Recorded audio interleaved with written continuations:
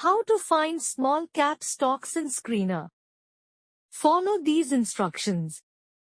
Go to screener.in and sign in using your account to start creating or using stock screening filters.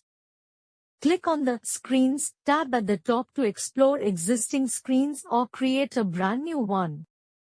Press Create a new screen on the top right to enter your own filter for small cap stocks. Type Market capitalization under 5,000 to filter companies with small market cap range. Add more filters like debt to equity under 1 or return on equity above 10 for better results. Tap Run this query and it will instantly show a list of companies matching your criteria. Click Save Screen to store the filter and access your small cap list anytime with updates. Thank you for watching.